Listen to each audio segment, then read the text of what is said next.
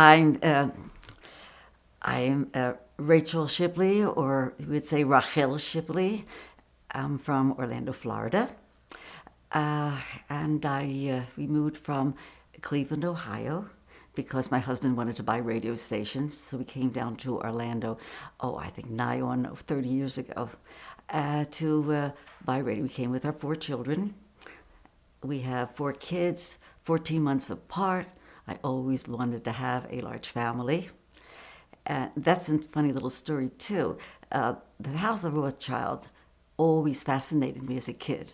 And I'll never forget the one movie I saw years and years ago when I was a teenager. This was about the family Rothschild.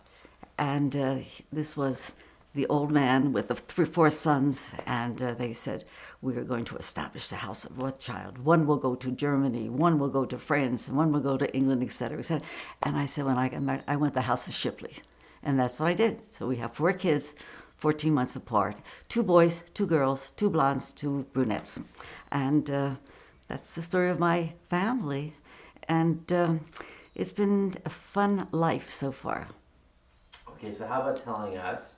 You'll edit all this stuff. I'm just giving you all this. No, I'm just rattling off and on, yeah. Keep rattling. Yeah, I'll just rattle. Tell me when I speak. When it's enough, I'll stop. So let's talk about, let's start at the very beginning. Right. Tell us when you were born, what your birth name was, what your family's name was, maybe a little bit of like a little family history. Where my father, mother, grandmother, grandfather, that's... And what brought them together and things like that. Oh, yeah. Let me see. As much as you know. As much as I know. As I said before, it's Rachel Shipley, or in Israel they say Rachel Shipley, and born in Philadelphia, one of 5 children, and I'm the middle child. There were 4 girls and 1 boy. And my grandparents came from Zhytomyr, which is right outside of, which is now in the Ukraine, outside of Kiev. And they came over in the early 1900s. They lived on a farm. My grandmother was the wealthy one of the family, and my grandfather was the Shiva Bucher. And her family had a little farm in Zhytomyr. They had, my grandmother had 13 children, which to me today is hard for even to believe. And the twin boys fell in a well and they died, and most of them died in those days. And the story with the family is how they came to America. Is of course there were pogroms all over Russia, and my grandmother was in the fields, and there was a pogrom. And my mother was 7, 8 years old, but and they came and they had torches to burn. It's just like Fiddler on the Roof. It's the same, that setting, Fiddler was our family, with my grandma and the grandfather. And unbeknownst to this, she was a kid, and she said, and she was in the house at the time, so she hid in a closet, feeling that if the house burned, she would be safe. This was the feeling of a child, and she came out of it. It was very sad. She lost half of her hearing, and she had many, many scars. And she never told us that until when we got older. She told us a story about the pogrom. My grandfather came to Philadelphia with his older daughter, Aunt Bessie, and my mother and her brother and other sister stayed behind. And my grandfather was a shamus in the shul in Philadelphia. And then when he had enough money, he brought his wife and the kids, brought them to Philadelphia. And it was a very interesting story how this thing evolved. My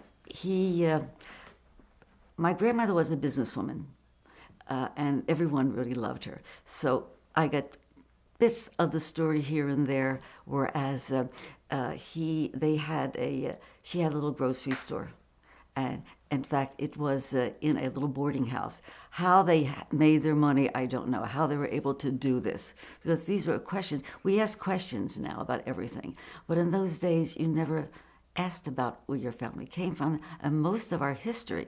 So I'm doing this memory, a little bit of this, a little bit of that. But all I know is that we always had a very, very close-knit family. And my mother, that's an interesting story. My mother, she came over when she was early teens. And of course, she couldn't go to school, although she always wanted, she was a learnaholic. She always wanted to learn. Didn't go to school, but she decided that, so she went to work in the sweatshop. But she had a very close girlfriend, and they went into this fancy schmancy restaurant where they had singing waiters. And that's how she met my father. My father was a singing waiter. And my father loved to, his whole life was music. He loved to sing. So besides being a singing waiter and making some money here and there, he would get together with a group of all of the composers. And I don't know if anyone remember Mo Jaffe. He was a top songwriter. And this was the time of Jolson and Eddie Cantor. And music was always a part of our life. How we got, I'm sure everyone is interested, how we got involved in show business, which is it was bashert, I suppose. Mo would come to our house on a Saturday evening, right after Shabbat, and he said, "Okay, kids, sing something." And both Evie and I was born Rose Goldman, and my sister was Evie, and he says, "Okay, kids, do you know this song?" And of course, music was always in our house. We were raised with Yiddish folk songs like Shem V'Davuna, Shtei de la Bell, so it was very easy for us. And then he says, "You know, you kids have natural harmony." And he said, "You know, you kids are really good." And that going to show business was the last thing I ever wanted to do in my life. I mean, this was something. When I went to the Philadelphia High School for Girls, I said, I'm going to be an archaeologist or I will be in the diplomatic service. And show business, it was ridiculous. But we we were paid for our first singing event, I would say, at a bar mitzvah, which my father was a real entrepreneur, and he belonged to a lodge. And we sang in bar mitzvahs, in bat mitzvahs, and weddings, and you name it. And our first one that we sang, and they said, "Yeah, you kids are really good."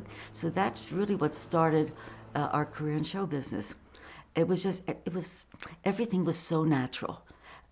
Yiddish was so natural because when my mother met my father, he didn't speak a word of Yiddish. He was born in Baltimore, and she didn't speak any English. And when she finally, he chased her, he wanted to marry her, and she said, "You have to meet my mother and father." And they met, came to the shul, and my grandparents lived on the third floor of the shul, and that's where they had their little living quarters. And they looked at my father and said, "You're not Jewish, you're a Shagitz." So they wouldn't believe it. So my grandfather took out a siddur, and they said, "Read." And when he was able, that was his bar mitzvah speech, and be able to read. And then they finally believed, and they consented and they got married, and that's what started the beginning of my tale, I would say, where we came from. It's very hard to remember all the facts exactly. Can I just ask you a couple of questions before we move on? Am I babbling on? You have to edit this stuff. There's a couple of questions I have about what you're saying because I have a feeling that we're going to get away from it. We are getting away from it. And so before a couple of questions. One is, do you remember your grandparents' names? Yes. And as well, could you give us a little bit of a timeline when they came over, just and where exactly they settled? Your father, I guess, they settled in Baltimore. Yes.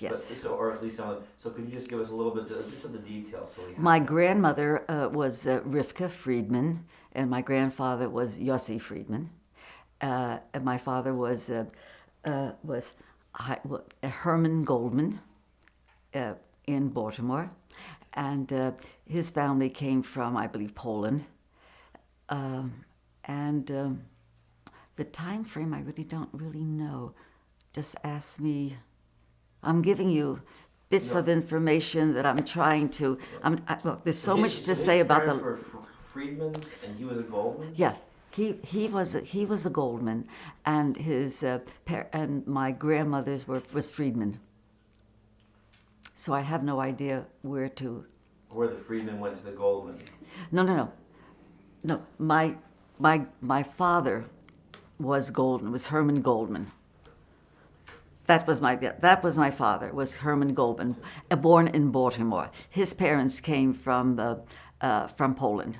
My grandmother and grandfather was Yossi Friedman and Yossel Friedman, and my grandmother was Rivka Friedman. Is that the information that you want? Your father's father was a Goldman. Yes. But Okay. your mother is a Friedman. My mother's thank you very much. Gotcha. Your Okay. mother's a Friedman. Okay. I'm not very bright, so I You are apologize. very bright, but I would have preferred had my sister told you this story. She's much more accurate when it comes to Okay. the Maybe facts. just rephrase it, just say my father was a Goldman, my mother was a Friedman. When they got married, then we became Goldmans, and then maybe a little bit about the story of Goldmans becoming You're good. whatever your stage name became. David, is that what you're doing? We can go there. Yeah, I mean, we have the information at this point. Now you so- have the information. Lynn can go more into the detail. Right. You know, so I'd much rather so- grandmother, grandfather. A little interesting story too was when we started singing all the Yiddish songs. My grandmother and grandfather would take 3 trolley cars to come to where we were living in West Philadelphia, and the first thing my mother did said, "Kinderlach, sing a song." So we used to sing our Yiddish song, "Shem the Devonna," "Beshetel Bells," and then my grandmother said, "Teibel, die hast Nachricht von dein Kinder, ich hab Nachricht auf dir." I quell from you, but you quell from your children. And my father had a beautiful voice. My mother sounded like Lily Pons. She had a very high soprano voice. So music was every part of our life. And then we were rather Orthodox, so we didn't have any radio on a Friday night or a Saturday. So we'd sing, or the whole family would sit and we'd sing all Yiddish songs, and it was just it was a part of our being. Every minute was always music with us, even as kids. So it was so natural that we should go into Yiddish theater. That's perfect. Is that pretty much So before we leave this part of your life, Yes. though, I want to ask one other question. And if you feel like there's something you want your sister to answer, that's fine too. I'm so interested in this part of it.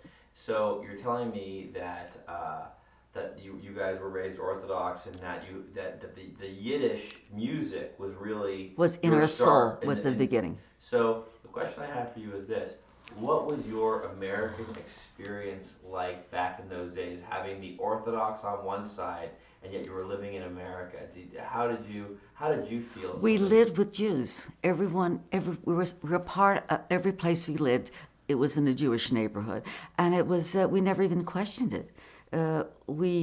The only time we didn't go to Hebrew school, we didn't have to, because we lived very Jewishly. Pesach, we had 2 sets of dishes, and we went down to the basement. That's the part, and in that way we were in Shluk HaPuris, in Yom Kippur. My father took a chicken doing that, so that part, because of our grandparents, that we lived many times very close with them through the years. So therefore, it was a natural thing. We never thought of, there's never a separation being an American or being a Jew. It was a part of, even though there was a lot of anti-Semitism, which we knew, at that time as well. And does that answer your question? Completely. I think you wanted to answer that question too, but we'll get to you. can answer it. You had your chance of going first. Yeah, and that's just it. And you take which version you want, but that's both. pretty much. I But want that's both pretty versions. much They're both the right version. Yeah. So let's talk about. So you started singing and you started singing around the table around Friday nights and things like that. And it was Saul came over after. Well, that was his name, right? He would come over after services and No, my water. Not really quite. That Lynn will have her version. Okay. So let's talk a little bit about the early. How we got into English. Okay. And please edit every part of it, Oh, because I'm trying to remember You're doing and I just you are doing babble on. wonderfully. Okay. The babbling is what I want. Okay, I'll babble, and you'll take the selected parts, which I'd be very happy. My father was always spent a lot of time with songwriters, and this Mo Jaffe, who wrote "The Glory of Love," he used to come to our house on a Saturday night, and my mother used to make. Let me see. She bought in. What did she do? she used to make salami and corned beef, and he would sit at we had a little upright piano, and he would be eating the salami sandwiches, and then we would start singing, and it was just a part, it was so natural. You know, we didn't go out on the weekend, and it was always music. We had music in our house all the time. We never really had a book. We never had a newspaper, to be honest. We had Yiddish newspaper, we had Yiddish books, but we never really, in the early years, it was always music. And my father always brought sheet music from Tin Pan Alley, you know, so it wasn't, he was the American part. My mother and my grandparents were the Yiddish part. And for some reason, it melted. The whole thing, it became one. So we're a potpourri of Yiddish. So there's no separation for being Jewish or being an American and all that. And we were so proud of what we were, and we are still to this day. So that's the early part of my life. That then during the Second World War, okay, when the first stage door canteen was in the Academy of Music in Philadelphia. That was when the war started. So I went down there, brought my sisters, not only Lynn, but my two sisters, and the four of us were hostesses at the Stage Door Canteen. And if you recall, in Philadelphia, they had the Naval Academy, and that's where all the soldiers would come in, the sailors would come in, the French and the Australians and from South America. And all of a sudden, the world opened up to Lynn and myself. Oh my God, there's a world out there. We have, and we were very active during the war. And then we used to go to the Naval Hospital, and we brought my mother and my father. And my mother would make her special cake, and we would go in the hospital in all the wards, and we'd bring cake, and my father would come. So it was a whole golden family. We're very active, just going to the canteen, and it was something we never thought about. And then there was one blind Marine who we liked very much, Raymond, and we brought him home for the weekend. And then the paraplegics, we just were a part of that life. And that gave us a feeling of the world, you know, and that's what say, hey, it's more than Philadelphia, it's more than America. The world is out there. And I think that really affected me more than anything else. And say, I want to be Indiana Jones. I want to see the world. Nothing was enough. I just don't want to stay in one place. And that leads on to the rest of my life after after Lynn and I, you know, I went my way, she went her way. But I think something would kind of interest you is that I went to the Philadelphia High School for Girls. I had to wait a year before Lynn got out of high school. So I looked at the newspaper and I said, I got to get a job. So I saw an ad, MGM distributor in Arch Street in Philadelphia. So I went up there. I have a chutzpah. And to me, I never think of what's going to happen. So I walked in and I got a job. My first job ever was a billing clerk for MGM. You have to know, I never typed. I had the academic course. I didn't know how to take shorthand. Anyway, so I had that for 6 months. And for some reason, everybody liked me. I smiled a lot, and they would help me out. But what I did to that billing, the whole system was totally at whack. But I got away with 6 months. And then Bob Lynch was the president of MGM. And his secretary came to me. My name was Rose Goldman. She said, Rose, she said, do you know how to type? I said, sure. Do you know how to take short? Sure. She said, I've got to go to the hospital tomorrow. I'll be away for a month. Can you take over my job as executive secretary? Can you? I said, sure. I had no idea. And what I would do is I'd come into Lynch's office, and I crossed my legs, and I took longhand. He thought I did shorthand. Then I would go out, and I had my friends who would type it for me. So for another week or so, I faked it. Then one day, Bob Lynch said, Rose, would you like to come for lunch? Dudley Wilkinson is coming from MGM in L.A. So I said, fine. So I sat, and we went to have lunch, and I didn't say one word, and I listened. And then we came back to the office. And then Dudley said, I said, you know, Mr. Lynch, I said, no, let's scratch that part out. No, Mr. Wilkinson, you have a problem. He said, what do you mean I have a problem, Rose? I said, you go all around the country looking for talented people. The best singing team in the country is right in Philadelphia. I said, who's that? I said, the Burton Sisters. I took the name of my sister, who was Rochelle Gordon. So I said, why don't you give us a screen test? So he started to laugh. I said, we're really good, because I was so quiet at lunch. And he didn't, who is this kid? So anyway, I came back and I said, you know, Ev, I said, we're going to get a screen test. So she said, forget about it. 2 months later, I got a letter, which I still have, from Dudley Wilkinson. Kids, since you're the best singing team in the country, you have a screen test. Come to New York at a certain time, certain place, and you're going to get your tests. Well, anyway, I told my poor sister Lynn. So she says, what are we going to do? I said, they'll take care of it. They're giving us a test. We're good. I always believed in what we were and what we weren't.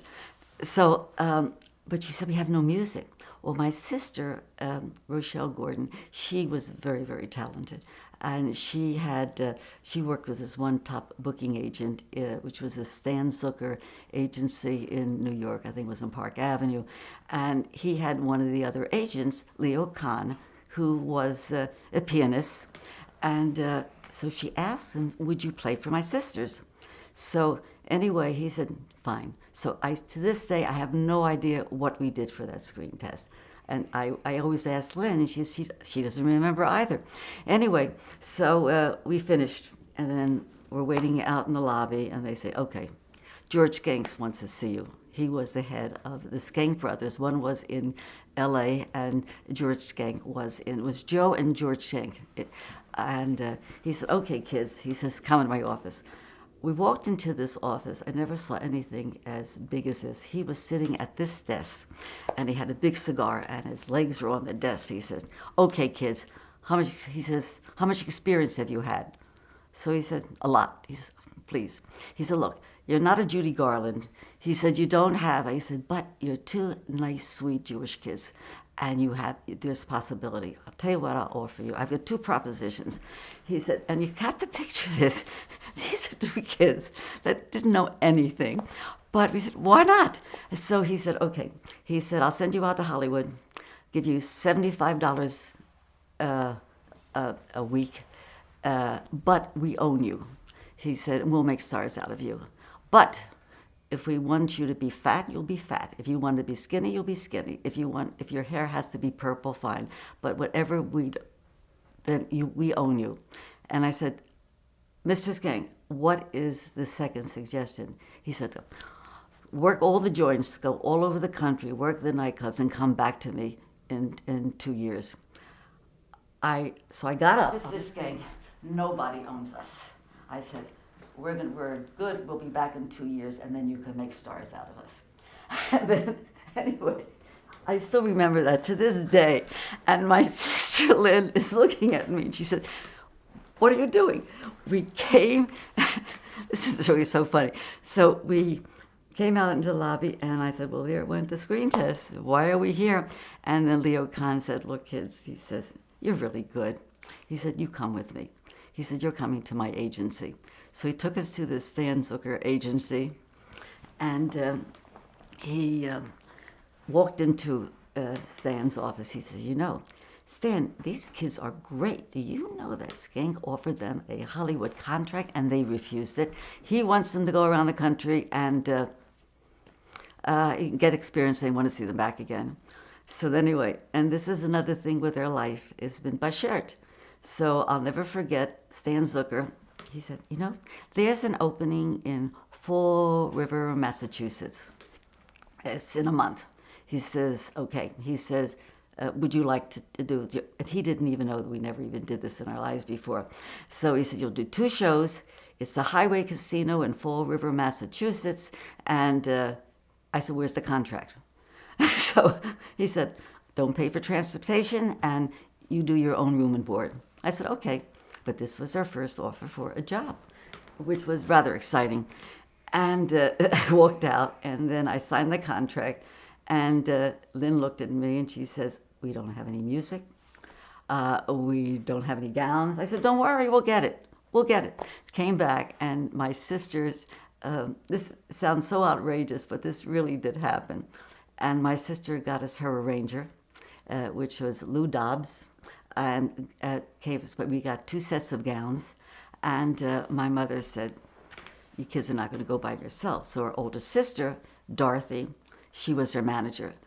And of course, so we took a bus to Fall River, Massachusetts.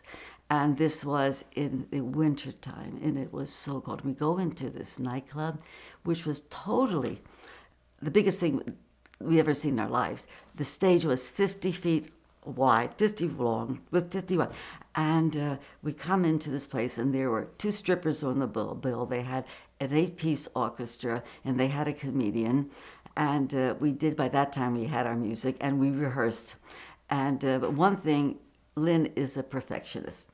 And she killed me. And we had to, every time we looked at each other, we sang. Even on the bus, we sang constantly. And when we were there, and then the owner of the Highway Casino was Johnny Costco, and a mafia. This is a mafia. And he said, and he looked at us, and he says, "Kids, do you know a Yiddish mama?" So I said, "Yes," because we had all these Yiddish songs. He said, "Okay." He said, "I'll tell you what you do. After the show, I want you to sing a Yiddish mama for me. Do it every night." He held us over for 4 weeks. And after that, he said, "Where are you going to be going afterwards?" I said, "Well, we don't have a booking." He says, "Don't worry, I'll take care of you." And he was really our godfather. And he got us to the Dothan, Alabama. All the mafia gambling joints, we worked in Dothan, Alabama, and also in Jacksonville, Florida. And that's what really started our career. There's another funny incident. Since at that time, we decided that we wanted to, we had to make money, and we would go into New York once a week. Lynn will tell you much about that part of the story, but there's one cute mafia story that could rather institute. In 47th in off of Broadway, there was this very famous Italian restaurant called Patsy's. And they had another restaurant, Patsy, the owner, had one in New Jersey. So we did a show there. And then I loved, then he said, "Okay, Carol." By that time, our name was Carol and Lynn Burton. And he said, "No, Carol." I said, "Let me show you how I love to cook." He said, "Why don't you come down?" And of course, I'm just trying to think. So they had the kitchens in the basement, and he said, I said, "Well, give me the recipe." He says, "I'll do it for you." So he made special pasta for us, kept us there until 5 o'clock in the morning. We were afraid to say, "No, we got to go home." We'd always come home at a decent hour. We didn't take the cattle train back to Philadelphia until we got there at 5 o'clock in the morning. My mother had a heart attack, and my sister and 2 little Jewish girls. "What are you doing in a mafia restaurant? Why are you happy?" So that was the funny part of our life, which prepared us with a lot of things that we've done in the future. And then, of course, what we would do is once a week, we would go into New York and to see all of the agents, because we had to be able, we knew that the Borscht Belt was the venue for everybody. Everyone worked the Borscht Belt. We would make more doing triples on a Friday, Saturday night in the Borscht Belt than you would ever do for a whole week when you work any of the nightclubs. So, and what I would do is get the list of the agents, make the appointment, and we'd take the cattle train into New York, and we'd see all the agents, and that's how we got started working all the Catskills. And then most of the owners had hotels in Lakewood, New Jersey, so we would work Lakewood, and then we'd work the Borscht Belt, which was a world within itself. And slowly, that's how it started our career. And in the meantime, since we had such a background with Yiddish, the one paper magazine that I always read was Variety or Cashbox. And I saw an article on about Banner Records. That was the first Yiddish recording company that they had years and years, started in the 40s. So once again, when we're in New York, we walked into Banner Records, and we met the Seymour Realzeit. Seymour Realzeit was the Frank Sinatra of Yiddish theater.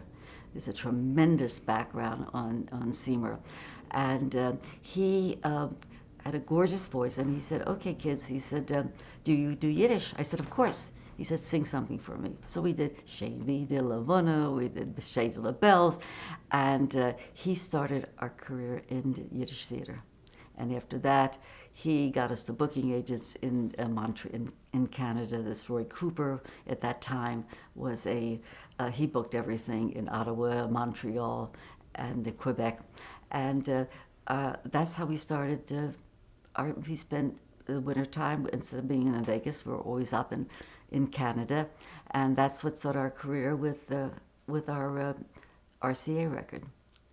I know I'm babbling on, but Just a couple things. Yes. Could you tell us? So I know that My Yiddish Mama was the song you did last, but could you kind of tell us what the set was like besides that song, and also could you kind of explain why you all of a sudden were the Burton Sisters? So. Well, we worked the Catskills, and there was an agent that I think it was George Brent. We sang, and he says, "You kids are really good." He says, "But the Gordon Sisters is not a name for you. You need something. It's too Jewish. You need something that's worthy." So there was a bottle of a liquor on his desk, and it was Gallagher and Burton. So thank God we were the Burton Sisters, not the Gallagher Sisters. And that was the story of the Burton Sisters. So we went from Rose and Evelyn Goldman to Carol, to the Gordon Sisters in the Highway Casino, and then it ended up with the Burton Sisters. And that's what not our final name, but that was our last name, I would suppose. Is that right? And what was your set? What was, so you did when We worked the Highway Casino. You were telling me how the man wanted you to sing My Yiddish Mama, and then he held you over, but you said that you'd already had a set, and he asked you to do Well, that we had after. 2 sets. We had 8 songs, and we had things like we started with Cumbachero, which is Spanish. We did a lot of languages, and then we take an opener. We're gonna live until you. All the different songs. There was an English song. Lynn, you remember that? And also it was, I'm just saying what we did, and we did a ballad like Autumn Leaves. We did that in English and we did it in French because we were very good with languages. And then the third was Chazan to Shabbos, which was a Yiddish. But we always took Yiddish songs, and this is what we got the translation with Seymour Realzeit. He had all of the Yiddish artists that sang, and he was there. His wife, Miriam Crescent, she translated everything, American songs like Jilted, Hernando's Hideaway, I Love Capri. They did that in Yiddish and as well as in English. And that was always when we did the mountains. That's what we did. We did English. When we worked the clubs, when we were in Canada, we did the Esquire Club in Montreal. And that's when we did mostly English. And then we did some Yiddish. When we were in Canada, we did French. It was there, and then we used to drive from Philadelphia to Kent, 12 hours, from Philly to Montreal, and we sang all the way. It was matter, and every time we never really talked that much. Every song we sang, we had a repertoire of 500 songs, so we're able to. So it was you know what it is was a part of our life. It was like breathing to us, eating to us. And that was a part. It started with Yiddish, and then we did French. And one time that my poor sister, we worked in Quebec. It was Quebec City, and the Port Saint-Jean they wanted a French act, and they wanted some Yiddish. And then the owner said, we have a problem. We don't have an MC. So I said, oh, no problem. I said, Lynn speaks fluent French. I said, she'll be the French. Well, that time my sister wanted to kill me. The one time in my life my sister wanted to kill me. Can you sing in Chinese? Sure, Lynn can do it. Lynn could do anything. So that's the reason my sister, to this day, even doing this, is a nervous wreck. Sure, we can do that. What do you want to sing it? That was a part of our life, and that was the fun part.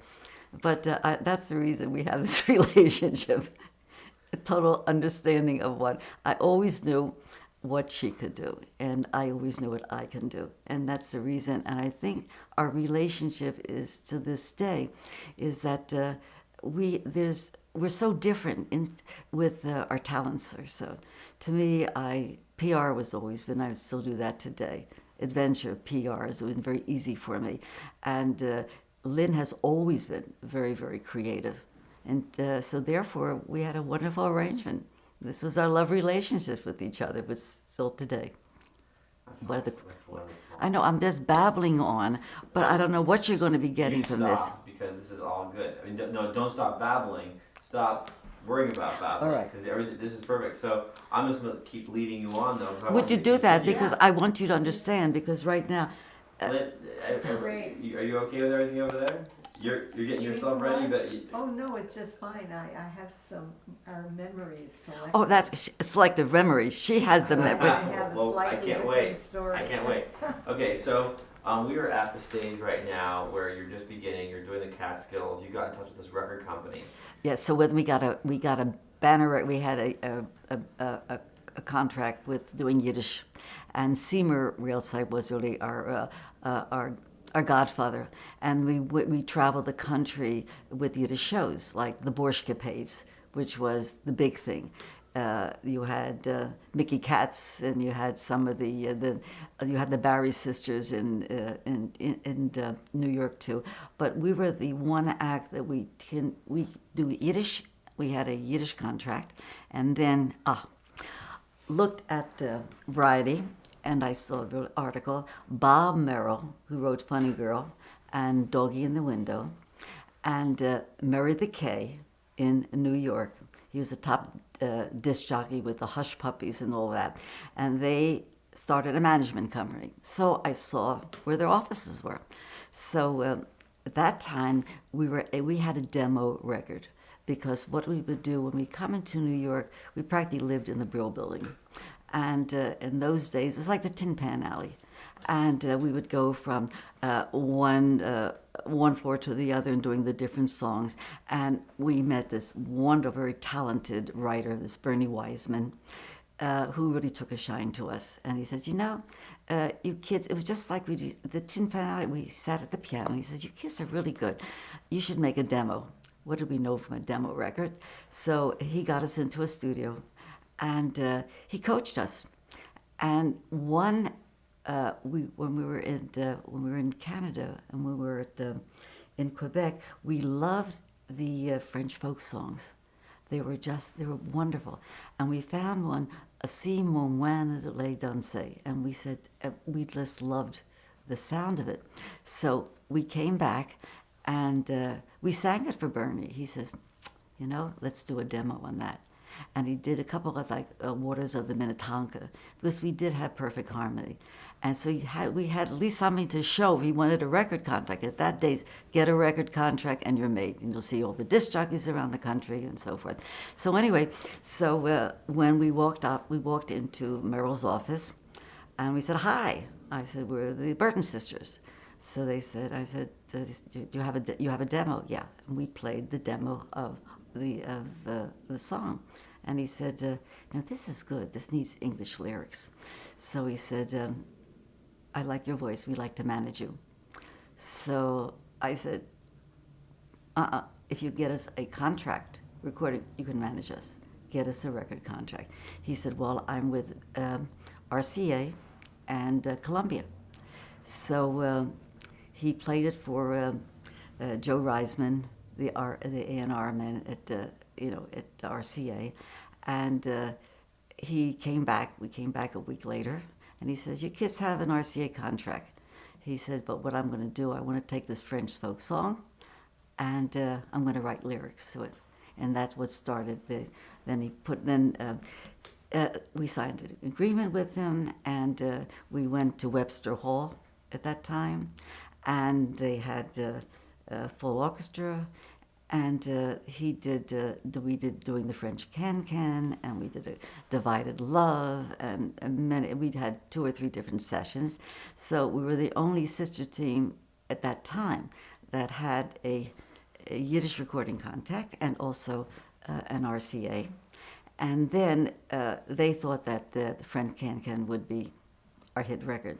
So RCA sent us around the country on a 2-week DJ tour.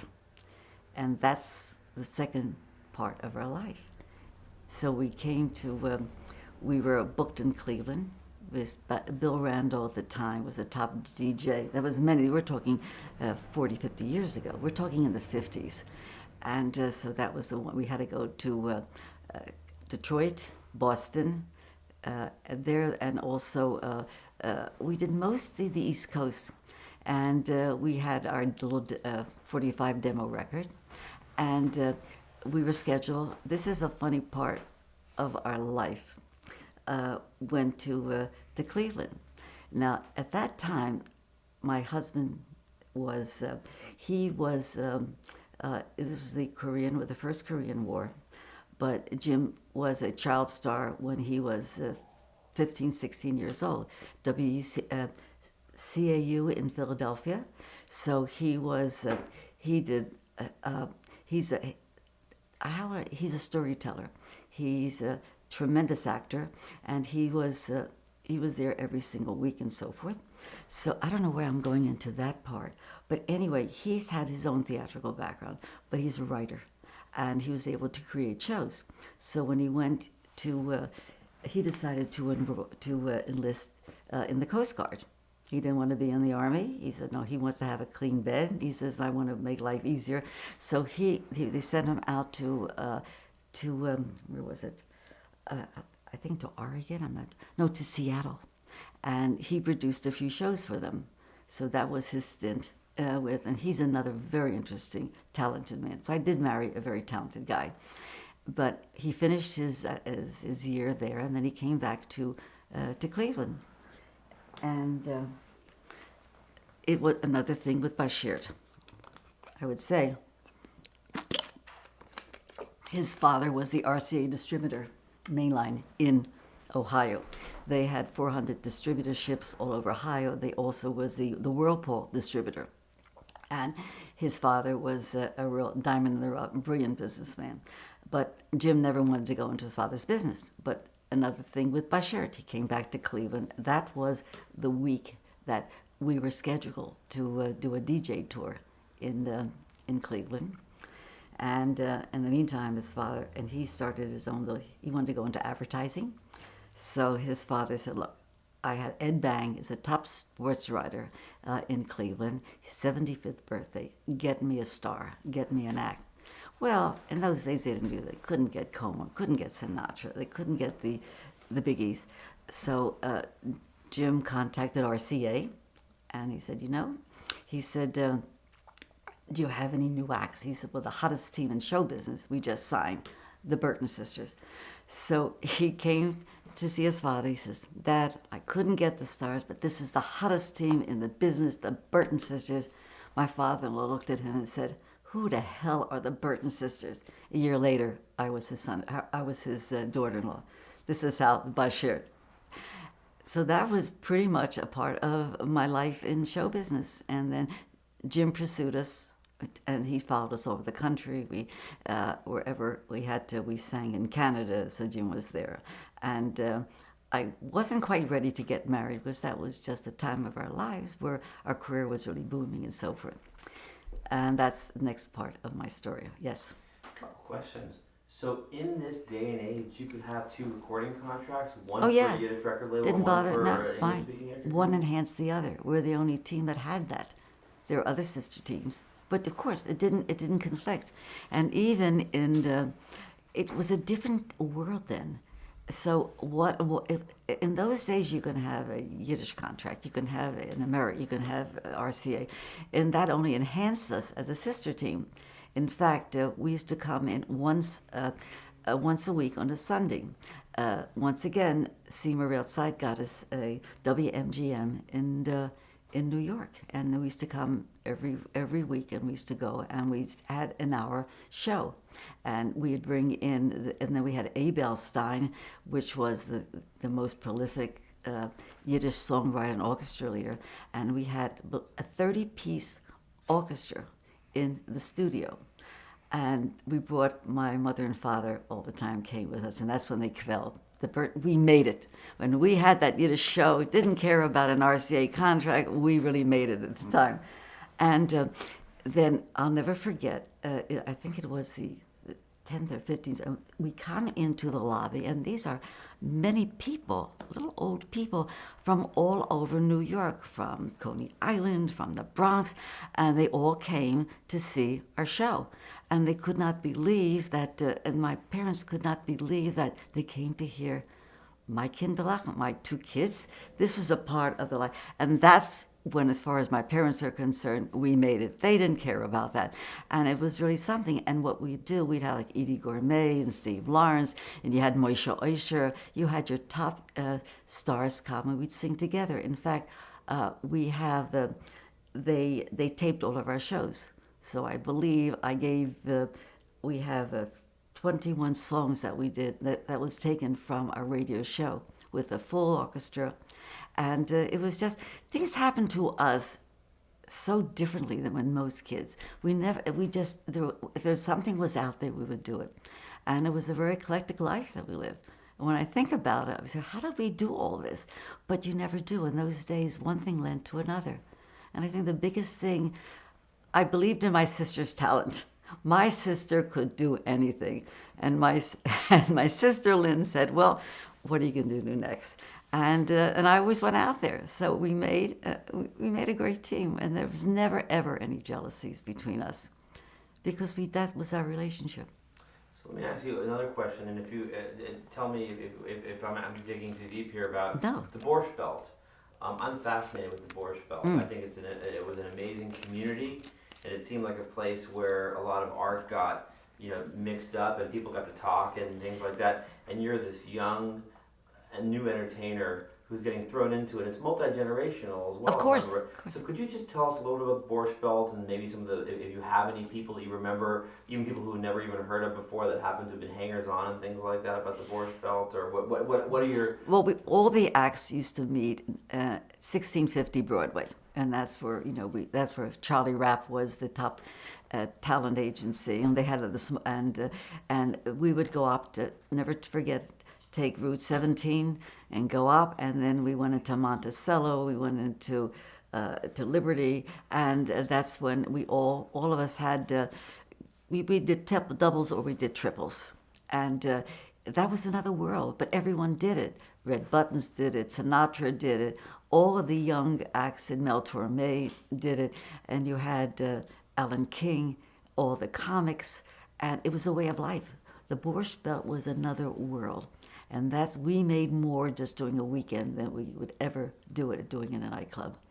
And then they had, a lot of these hotel owners had hotels in Lakewood, so we'd work the Lakewood circuit, and then we'd also work the Catskills, and we did the Concord, we did Grossinger's, but we did the little ones. There were 500 hotels at that time, so you can imagine what it was like. It was another world, and Lynn can tell you some very funny stories about our experiences. But that's a book within itself.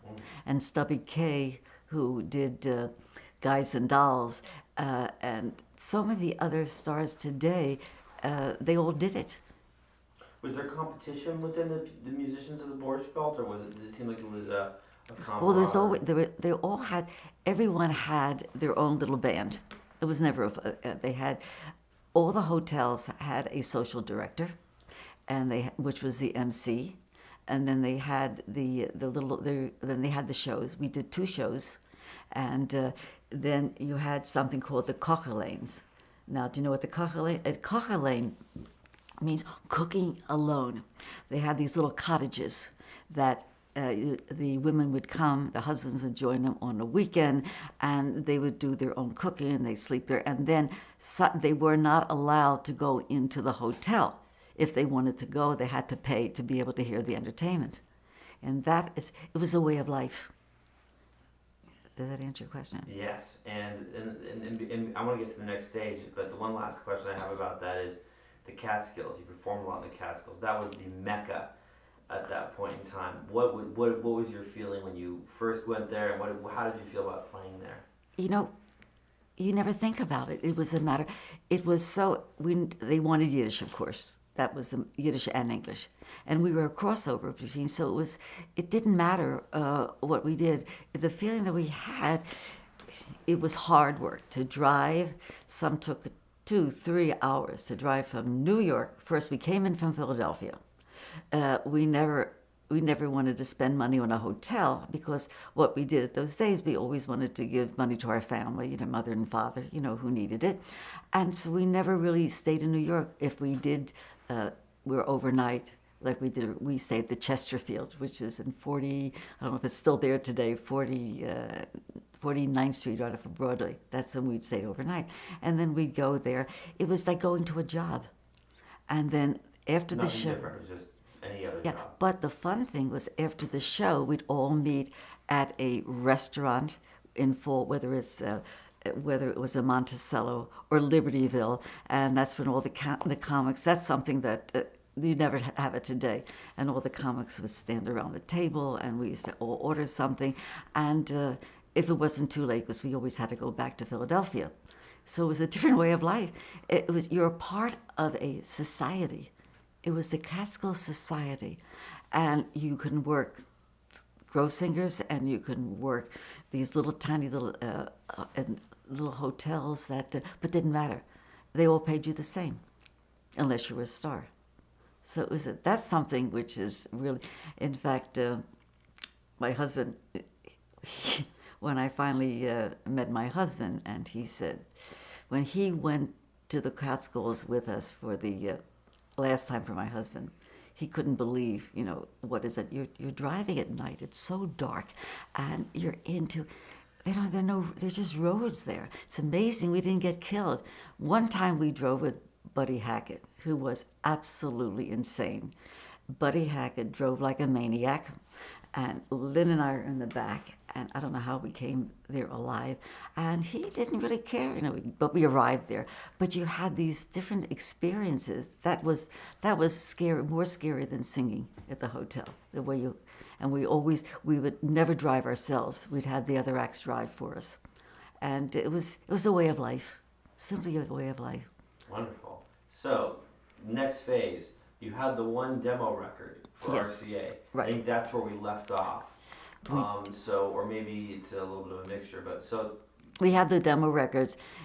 We did 2 or 3 sessions with RCA. We went into Webster Hall, and we did our session. We did Two La La Lamas. We did Undivided Love. We did a series of. RCA picked out our songs for us. Do you know who was in the session by any chance? Produced behind the board, or any musicians? Or Not really. The PR person was Bernie, and then we had Hugo Winterhalter. He did. Reisman did most of our thing. I'll never forget Mary the Cough was totally crazy. He was really a crazy disc jockey. And when we did doing the French Can, and what they did, they promoted it with 2 poodles, and he had 2 poodles there while we were doing. He was the PR person, and he did our PR and so forth. So it was really interesting. Bob Merrill picked our songs, and Mary did the PR for us. They say that you are what people perceive you are. As simple as that. And if you look at yourself, you can do it. You can do anything. There's no barriers. And we love challenges. And we never even thought about it. It was a way of life. I have a question. Where did he brought the Beatles to America? He's a big guy. I'm so curious in your business acumen, without a lot of formal training, your chutzpah, your love of challenges, I'd love for you to just tell us about, like, where do you think that comes from? Is that, Well, let me just. and maybe I- friend David asked okay. the question. That's, well, where did it come from? Who knows? All I knew that I was different than anyone in my family. I was a loner, and I chose to go to the Philadelphia High School for girls. I never had a friend. I really, and I'll never forget one thing that I still remember to this day. I would go up to the roof garden of the high school, and I always bring my lunch by myself. And one time, I just looked at the skyline, and I saw the City Hall and the Enquirer building. And lots of times you talk to yourself, and I said to myself, you know, you're different than anyone else. I'm going to do something in this world, and I never want to be like anyone else. And I think that was a very important moment in my life where I felt that, and I knew I wasn't popular, and I knew I didn't have that many friends, and it didn't bother me. And to this day, I was a loner, very much. But I knew that there was a whole world out for me, and that's what started.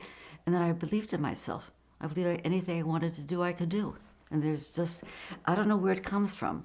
And that's, I think, when people ask, where did you get the chutzpah? You're born with it. And if you believe in yourself, you can do anything. And my poor sister, and my husband afterwards, you know. And it's just, I have to be accepted for what I am, period. And most of the time, I don't know what I'm doing. But it doesn't matter. It always works out. And that's where the positive attitude is. I get up every morning and I say, to this day, this is going to be the best day of my life. I will not let anything negative come into my life. And I think that's the reason we raise the kids that way we do. That anything you want to do, you can do. It's, I suppose, being a free spirit. That's the reason that I am the Indiana Jones. After I left show business and we got married, that's the next stage. Well, wait, hold on. Don't brush over that. So I'm just talking, I don't know No, what to you're- make you're- sense or no. whatever. it's wonderful, really wonderful. But I don't want to miss over a very important moment, What? and that is, you mentioned before I made you go off on another tangent that you had just met this man when you guys were touring, and then what happened? And if you could also put it in context of, had all three singles come out, and where were you guys at as a band too? So there's like the personal and the professional combining right there. Okay, we're talking about our career, doing the record sessions and so forth. We never really had a mentor. Everything, even when Merrill and Coffin managed us, we did most of these things on our own. And I got all the jobs for us, because before we had our record contract, that we were able to. We had the experience of getting work for ourselves. We didn't have the luxury that most acts have today. Even in those days, they had a manager that booked their acts. I did our own booking. I was our manager, and Lynn was the one the talent. So I managed the Burton Sisters and Lynn created. And that's why there was never ever any jealousies between us. So that's the part of it, and that was a segment of we had 11 years in the business. So at what point did you meet the man who was about to Well, be your my husband? husband, Jim Shipley, when he came back to Cleveland after being in the Coast Guard, and he booked us, showed his father the pictures, and I was not very happy with him because I said, I don't want to, we came here to do a disc jockey tour. I don't want to, we have to get up early in the morning, go to bed late. I don't want to do a freebie. They're going to pay us for it. And I said, and it's ridiculous. Why aren't we being paid for it? But our manager said, yes, you better do it because it's good PR. So I'll never forget. So Jim met us for breakfast at one of the radios. I think it was Bill Gordon's radio show. And he took us for breakfast before.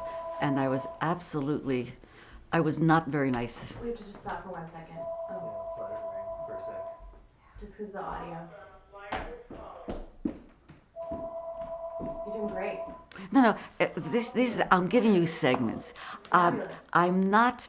It's a funny thing. I'm not articulate. Yes, you are. No, I don't know what I you're mean talking to be able to tell a story straight. My mind goes There's- in so many different. I'm You have the freedom multitasking. to do that. No, That's why the main part of this is to get down what you want to get down about all this stuff. So, and we're doing that completely. And to be very honest with you, I'm sitting here loving what I'm learning because I'm learning things from your eyes that that aren't even in history books. You know, the experiences that you had We in lived that it. period of time was so quintessential to music history. It wasn't like it was written about. Like, you know, today, an artist sings on the street corner and 80 people put it on their blogs and back in those days, there was very little recording that was done. There was very little photography that was done, Nothing was done. especially live photography. Right. So there's very little that and a lot of these stories you're telling are bringing back. It's almost like ghosts that have been lost that need to be recorded. This is exactly why we're doing See, this. that's the reason. I was always wondering, why are you doing this? It's not just the history of Yiddish theater, everyone knows that, but to me, you fascinate me because of your interest and your caring and wanting to know.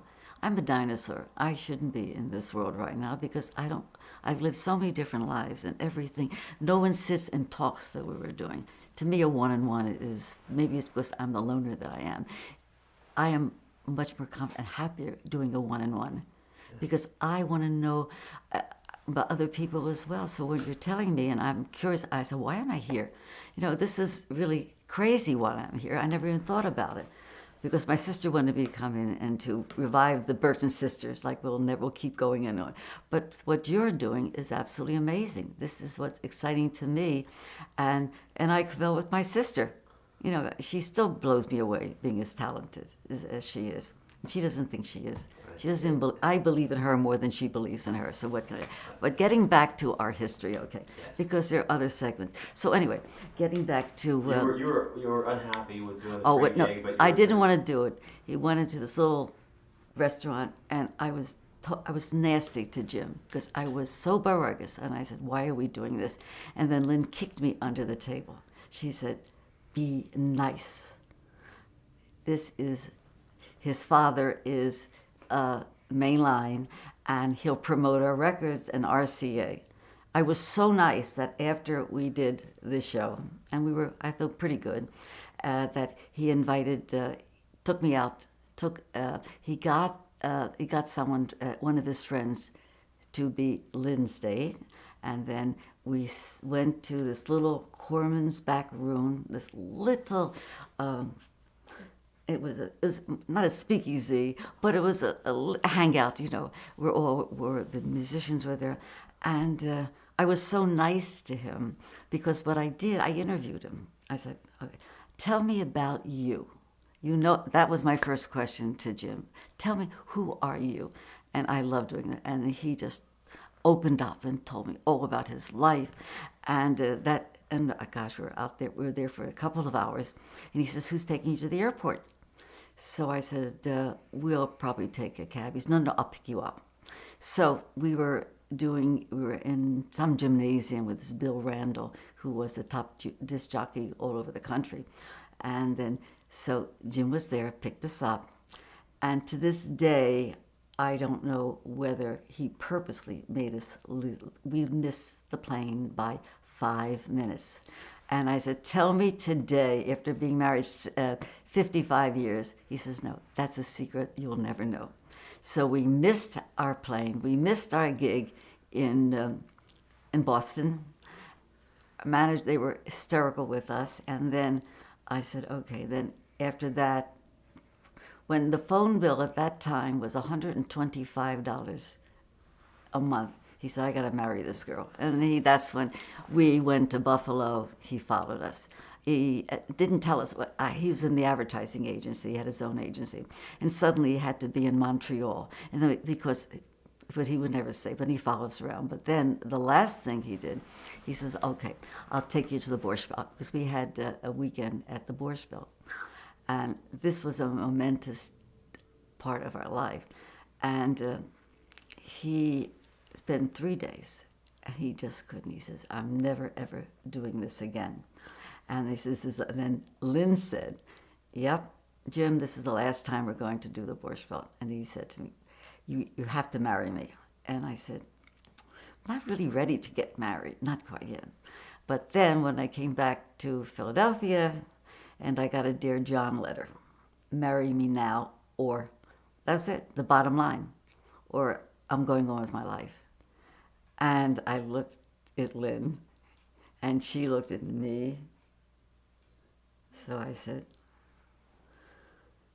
she says, you know, you're not getting any younger. Of course, at that age, you know, and we've had a very successful career. I said, but you know, we're just really making it in the business. So I said, well, I suppose it's time. And I said, what are you going to do? She says, don't worry about me. That was our relationship. And then she went on to show business by herself. And then 6 months later, we were married. And that's what moved to Cleveland. I said, what am I doing in Cleveland? Oh my God, Cleveland, Ohio, and Shaker Heights. I mean, these are all the goyim, for goodness sake. This is my way of life. And being away from my sister, you know, because we were like two peas in a pod for 11 years. And it was a strange, strange feeling. And it was a very, it was an affluent life, but something that money never meant anything to me at all. You know, I just like to live comfortably, and period. And of course, we decided early in our marriage that we wanted to have a big family. And we have now 2 boys, 2 girls, 2 blondes, 2 brunettes, 14 months apart. And it was shared. It was just a matter of, and then we built a house in the country, which we called Kibbutz Shipley. And that goes to the next segment of my life. So where do we go from here? Well, there are so many segments, and I'll go on for hours, but just stop me there. I mean, Linda, I'm just touching. She's laughing. You've heard these things. Why are you laughing? Don't look at me, though.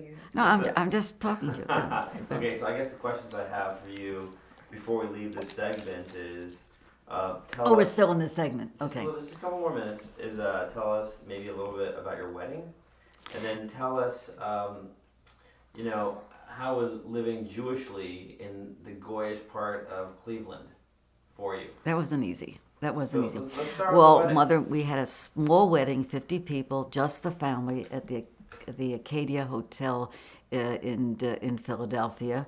Very modest wedding. And then after that, the hardest thing, and I remember to this day, is that walk down the aisle. It was in a hotel, and there was a chuppah. And when Lynn, I said goodbye to Lynn, and I looked at Lynn, and then my father brought me down the aisle, and I said, oh my God, I'm leaving my life. What am I doing now? And I said, oh my God, that was a shocker. I think that was the most shocking part of my life, is leaving not just the business, my sister. Because when you live with someone 24 hours a day, you work with someone, and you both have the same goals together. And it's like being twins, more or less. And then after that, it was a lovely wedding. And then, of course, I went on a month's honeymoon. My husband had to take me at 100 months to the Virgin Islands, to St. Thomas, and to St. Thomas and Jamaica, and we were supposed to go to Cuba and so forth. Nothing was too good for me. What am I doing? Living that kind of it wasn't even a wealthy life, and I never did. We worked hard our entire life, and we never took anything for granted. And the shock was going from a show business world, as we did, to living modestly, working modestly, and going to Kibbutz Shipley, you know, where it was one in a month's honeymoon, and then got married and bought a little house in Shaker Heights. And then we decided, and Jim's a country boy, he always loved the country. And his family had they had a home in the country, and also with a lovely attachment, and so we used to go there on weekends, and we both decided we wanted to live in the country. And that's when we bought 7 acres, and we decided to raise our kids as country kids. And so we really, and the piece that we bought 7 acres, and we're the only Jews to crack the line, because no Jews were allowed. It's Hunting Valley, come on, this is a different world. But it was the whole thing, that was the exciting part, just building, not just getting married, having kids as close as we did. We formed our own little kibbutz. It was a way of life for us. And then I'll never forget, at my 40th birthday, my husband gave me a little box, and he also with a card. On your 40th birthday, we're building a little lake for you, Lake Row. You know, these are things that was shocking to me, to go from one world to another. We're living meager. We always lived nicely. We lived with what we can afford, and also, but we decided that we wanted to live this kind of a life, and we always brought kids in they went to a country school, but 3-4 times a week Jim would pick them up and take them to Hebrew school, because we wanted them to appreciate who they were, because when we lived where we lived, there were no Jews. And we wanted them to have the Yiddishkeit, to feel that as Jews, how important it was. And so they went and the kids had a very long day. They went to school, picked them up, and they didn't get back until 7 o'clock at night. If there were no Jews, where was there a Hebrew school? It was in Hunting Valley, was in Chagrin Falls. That's where we lived. That's what we had. But in Beechwood, then they had the Hebrew schools. They had day schools, and they had classes in Hebrew. And there was a very big affluent Jewish community in Cleveland, but not where we lived. That was just it. So this is all. And so therefore, we were able to have.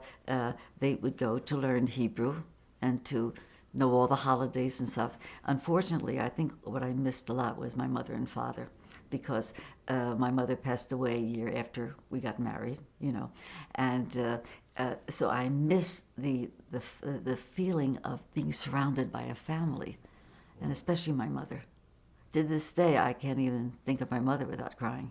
It's just certain things that just hit you, and like my sentimentality in my life, the things that really grab me. But it's just a matter of, but it's being detached from not only show business, but detached from family life. That we had the Goldmans, were always together, and then having my parents, passed. My father did it years later, and having to live a very Gentile business life in Cleveland. So when I first got married, after we came back from our honeymoon, that was a shocker. I didn't know how to cook. I didn't know how to do anything.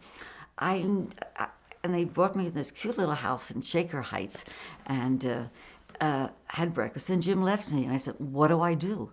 So I said, "I'm going to make dinner." And of course, my mother-in-law filled the freezer with. She did the decor. She did everything with the house, which was lovely.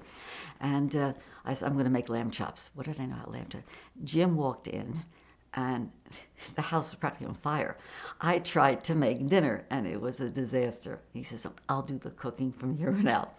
And then, but I was lucky enough. I had a neighbor, whose mother was a caterer. And she came in the next day, and she said, "You're never going to burn anything again. I'm going to teach you how to bake." So she came in with this beautiful cake. And then she said, and I love to bake. And that's the reason I make my mandelbrot that I make now, which everyone seems to love. Baking, I love to do. I don't particularly care to cook. And then after that, we were there for around 4 or 5 years. By that time, I had Jan, my neighbor, who was able to teach me how to cook and to bake and so forth. And I said, "What am I going to do with my life?"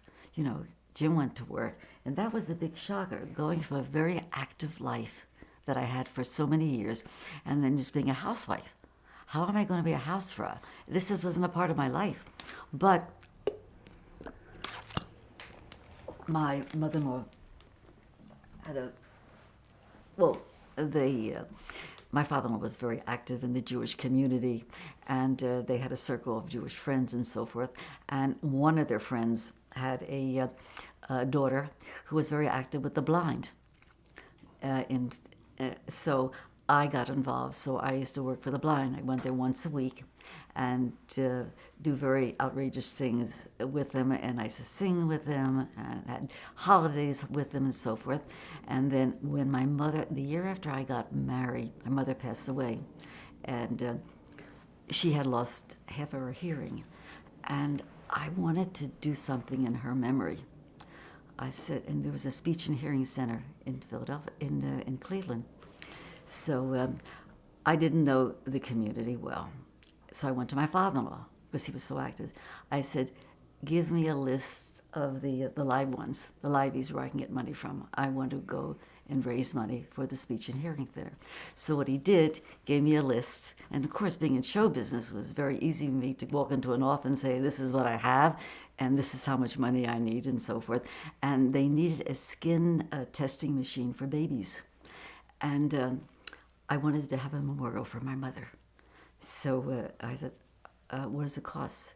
And they said, $50,000. And where was I going to get $50,000? So when I got a list from the entrepreneurs and the people that gave the philanthropists in Cleveland, there was a very big community. Oh yes, the reason I was able to raise the money is that the editor of the Cleveland Dealer, he had a daughter who had lost her hearing, and one of the trips that he came in, he was on a plane, he came to the airport, and something happened, he lost his hearing temporarily.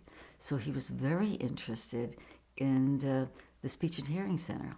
So chutzpah me, I went to see him, and I said, I have to raise this money. So I said, so he wrote a story about Tilly Goldman, which was my mother. I wanted to have a room for Tilly Goldman at the Speech and Hearing Center. So of course, I always know you have to have documentation, you have to prove what you're doing. So they had a picture of me with the hearing, and I realized, I said, well, how much money do I have to raise? They said, if you can raise $25,000, you can get a matching fund from, at the time it was Woolworth. So I was able to raise $25,000, and at that time, we're talking 1955. And so I really felt that I was doing something. And I wanted to, so now to this day in Cleveland, there is a room at the Speech and Hearing Center for Tilly Goldman, for my mother. And so I always, and I did with them until I started having kids. So I worked with the blind, and then I always, and I tried to take a course of art, but I had all my friends who were really artists, and I wasn't, and that didn't do very well. You know, so I really didn't care. But life was always, every day was a day for me. I always wanted to do something productive. And I think that's pretty much the story of my life right now, which it continues. So that was, so I didn't have a hard time going into this. Once again, there was a Jewish community, which my husband was working with Federation, and he was also a fundraiser. So that was part of my life as a Jew, which was that even though we lived with the Gentiles in the other, we're two different worlds, what can I tell you? And the exciting thing about, this is where Israel came into my life, and that's another segment. It was in 1968. This was after the Six-Day War. And where were you living at that point? In Cleveland. I was living in Cleveland. I had married. I have my kids. I had 4 kids at the time. And I just, Jim said, you know, I won a trip to Greece, because there was RCA had, he was working with RCA at the time for Mainline. That was the founding. And Jim himself had his own television show, which I'll tell you about later. But he said, you know, he said, I want a trip to Greece. And this is when Johnson was president. And that's what he said. Don't take any trips out of the country. You have to stay. You can have your trip in the United States. Well, he won this trip to Greece. And I said, Greece, here's a map. Israel is right across from Greece. I said, I won't go to Greece unless I go to Israel. So, and I was so excited. I was going to finally go to Israel. So Jim comes home one night, and I was in the tub, and he comes in, he says, the trip was canceled because we can't go to Greece. I didn't care about that. I cared about Israel. So he looked at me, and he said, it was either the price of a divorce or taking my wife to Israel. So so we took the trip to Israel. And one little thing about Jim was this, I come from a rather talented family. He was a star in radio in Philadelphia, WCAU in Philadelphia, and he was a very fine actor, and that was something that he was a writer. So he decided that, let me see, I don't want this to go too long, but Jim had the opportunity. He decided he was taking me to Israel. We had no idea where to go. We didn't want to go we didn't go on a mission. We had to go by ourselves.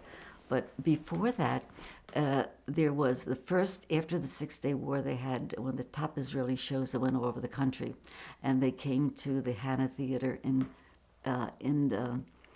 Philadelphia, in Cleveland, rather. Please edit some of this stuff, because I'm babbling on and on and on. So anyway, and at that time I was studying some Hebrew, and I had this wonderful Sarah Yakabasi. She was from Israel, and she said, we're having this first Israeli production coming to the Hannah Theater.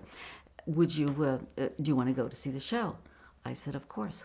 And then she came to me and she says, we have a problem because they're booked at this hotel.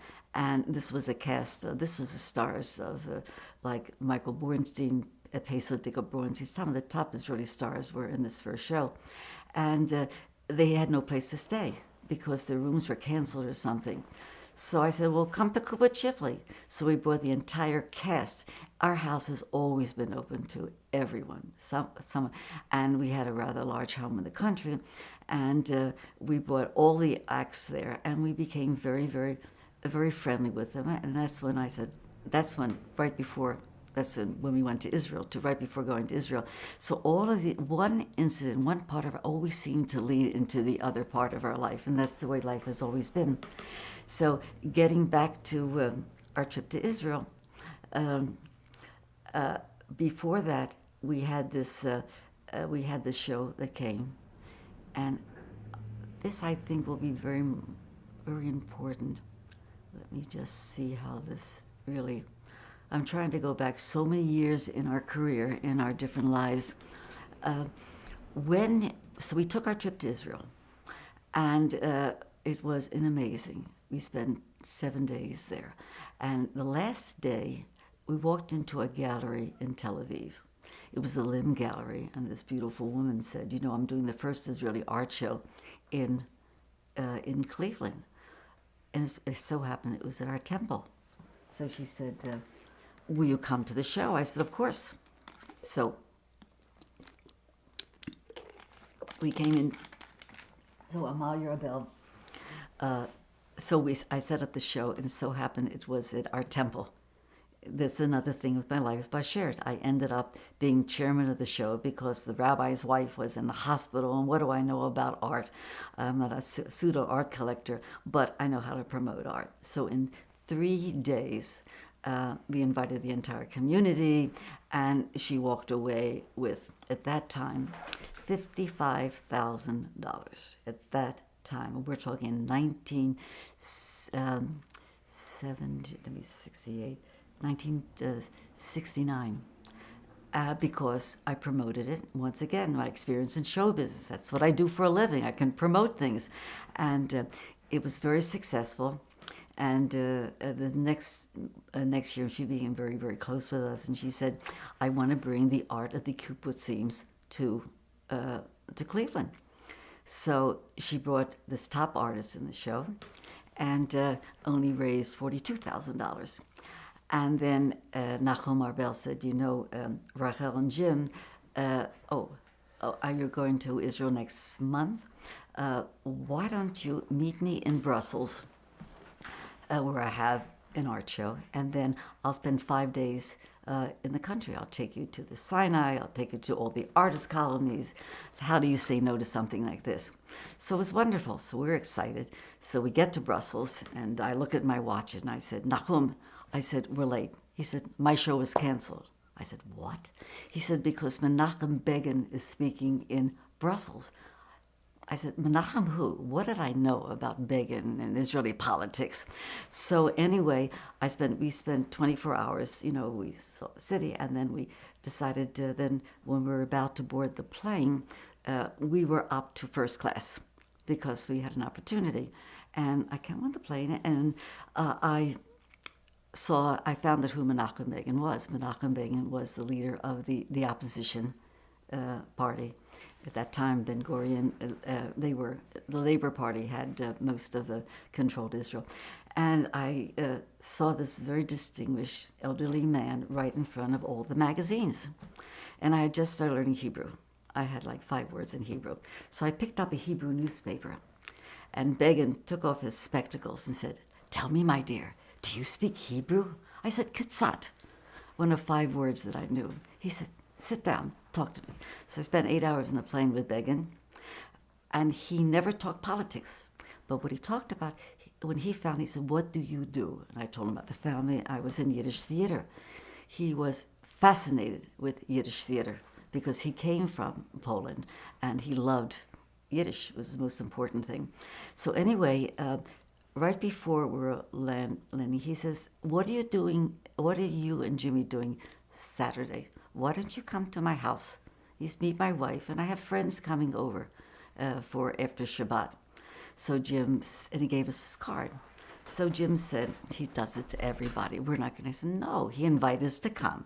So after we went into the desert and we came back to the Sheridan, and then I said, well, call Begin. It's Saturday. So and this is the strangest thing in Israel at that time, he gave Begin's number to the operator. And this was like 4 o'clock in the afternoon. And she says, that's Begin's phone number. It's Shabbat. He doesn't answer the phone until 7 o'clock at night. And then finally Jim called him, and he invited us over. And it was the same little apartment that when he was the head of the Irgun, and he was his whole, but it had 7 exits in this little apartment in number 1 Rosenbaum Street, and met his wife, and they had a lot of these very wealthy women that came from South America and so forth, and I went into the kitchen with Elisa Begin, and I washed little schnapps glasses and so forth, and I served, and she says, after they left, she says, Rachel, you're different than them. Why don't you what are you doing tomorrow? Come to the house while I'm cleaning the house, have a cup of coffee with me. So anyway, and bring Jim. So that's when we came to the house, and that's what started the love affair between the Begins and the Shipleys. And then when they used to come into New York, and he was with Bonds and so forth, because he was still the leader of the opposition. So Alla would call me, Elisa would call me, Rachel, meet me in New York. So I met them in New York, and I go shopping with her. And then I would sit with Begin. I said, you know, Menachem, one day you'll be prime minister. And he said, Rachel, Be'ezrat Hashem, with the help of God. And lo and behold, in 1977, he was prime minister. And by that time, we had moved from Cleveland to Orlando. And this was in 1975 when we moved to Orlando. And then in 1979, the kids were getting older, and they were doing very well. And what we did, which I think was the best investment we ever did in our lives, we wanted the kid to go to Israel. So we sent all 4 of them to Israel when they were 16. They went together to a camp. And then several years later, we sent them to study for 1 year. There was a Machon program, which is in Mount Scopus. Kids from the left, the right, and the middle, politically, they would learn Hebrew, and each one of the kids would go there for a year, and then they would love the country. They don't have to live in Israel as long as they love the country and being proud that they're Jewish. And that's what, so through the years, it became a part of the kids' life as well. It wasn't just going to Hebrew school, but they really became Jews. And that's why Yiddish and theater and being a Jew, more than, and seeing how it led to Israel. And each one of my kids have a passion for Israel. It's like Vidor from generation to generation. And that's the reason we have 4 good kids that love who they are and they love being Jews. And each one of them are a story within themselves. So that's pretty much continuing with Begin after, when he became prime minister in 77. And then what I did while the kids were growing up, I knew I had to do something besides volunteer work. So I started a company. I said to Jim, what can I do in Orlando? So he said, either tourism or real estate. I said, I don't do things. I said, tourism. So I was one of 2 companies that handled all the conventions that came into town. I didn't know what I was doing, but I knew how to contact the presidents of the company, and I did very unusual things with my company. And that was the time that I really became a businesswoman, from 79 to 83. And that was another chapter in my life. It keeps to go from one chapter. I do something, it's the end, and I start with something else. Different chapters in my life are different. So that's, what was I going to say? So that's the business end. Shall I continue with the... Oh, you go. I have a question about the idea of Yiddish, because Menachem Begin responds to Yiddish theater. People respond to a Yiddish language. It's the song, it's the storytelling. Can you tell us about what do you think it is about the language, the sound? The difference between... And I was going to ask if you could talk a little more about the Yiddish theater, which you haven't done really yet. Okay. What is it about Yiddish? Yiddish is from here. I'll tell you the difference. I play with 7 languages, okay. That's another part of my life. I love the sound of Yiddish. Like in Hebrew, you would say, I speak Yiddish. Ani medaberet ivrit. Yiddish, ich kann reden Yiddish. There's a feeling with that as a language, which is, it's so different. And it was so much a part of me, I would suppose. And anyone that came from Poland and came from Europe, which put us together as we're a peoplehood. That's what we are. And Yiddish is a part of us. And what keeps the Jews together is Yiddish. Because everywhere in the world, you'll find Yiddish spoken. And now it's come back again, more than Hebrew. It puts you into where we were before we had Israel. We were the wandering Jews. We didn't have any place. There was no place for us. And that's the reason after 1492, when we scattered after we were thrown out of Spain, most of them went to Europe. And they went to Germany, and they went to Poland. Yiddish is a potpourri of German, as well as and Polish. So there's so much of this. So Yiddish is the same alphabet is Yiddish. They use the same alphabet. Yiddish and Hebrew use the same alphabet. The difference is they have the kudots, the dots, and so forth. It's spoken differently, but it's the same alphabet. Hebrew is Aramaic. Yiddish comes from Europe, and that was you really can't speak Hebrew the feeling as you can. That's why Yiddish humor is so important. That's why every comedian anywhere they have this tremendous. There's always Yiddish words, and it's a part of America, of anywhere, you know. And I think that's the reason. And there's a soul with Yiddish. I shouldn't say that. It's with Hebrew, you've got it. It is the language of our people, but Yiddish is something that that binds us all together, and that's the reason to this day, like on a Friday night. I make Friday night. I love Friday night dinner. I make my chicken soup, my matzah balls, and all the Yiddish things that my mother used to make, and what I do is I play all Yiddish music. I play not just the Burton Sisters, I play Seymour Railside, Moshe Oisher, and I have a tremendous collection of Yiddish music. And it's just something there, and that it puts me in the mood. And I feel Yiddish, to me, Friday and Saturday, the most important thing.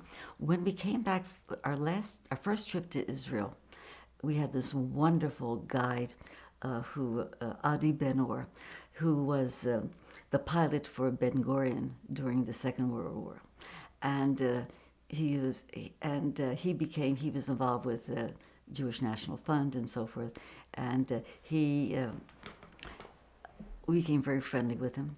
And the last night he invited us to his house for Shabbat dinner, and I'll never forget. He had 3 of his daughters there, and they went through not just Yiddish. They went through the prayer over the wine and washing of the hands and lighting the candles, and it puts you into your own little world. And to this day, that's what we have. We invite people over for Friday for Shabbat, and that's when I'm the Yiddish housewife. What can I tell you? I forget about the business. I'm surrounded by Yiddish music, and it's food and the atmosphere, and we invite a lot of time our business people and Gentile people over, and we explain what we are. We are a peoplehood. When we lost the second temple, where would you go? So we created, to this day, we created our own communities, where we had, every community has a shul or a temple.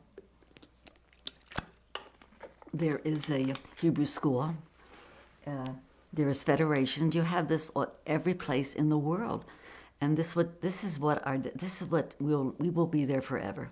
There'll always be Jews, and being a proud Jew has always been a very important part of my life. But meeting Begin and being a part of Israel, so I had 2 hats. One was being an American Jew, and literally being an Israeli.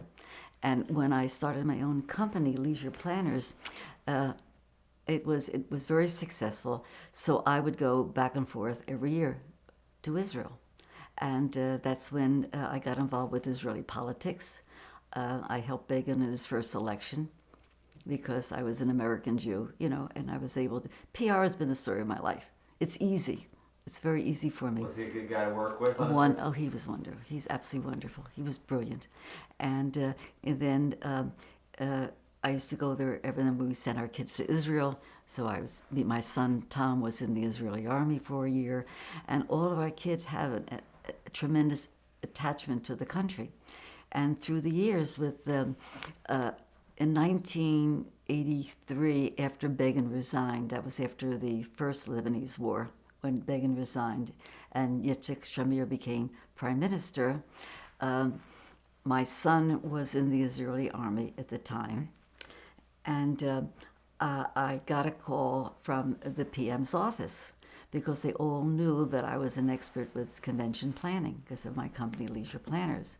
And they said, Rachel, would you come to Israel for a year to help us with the Jerusalem Economic Conference? Because you had the heads of states and you had people in business and so forth. So I looked at Jim and I said, can I go? So at that time I had a son studying on the Mahon program, on a special program. My daughter Tracy was an artist and she was studying in the Negev, and my son was in the army. So I had 3 of my kids at Israel at one time. And one thing, when Jim met me, he knew that he'd never clip my wings. I always ask permission. Anything I do, can I go? How does he say no when things up? So that's been our relationship through the years.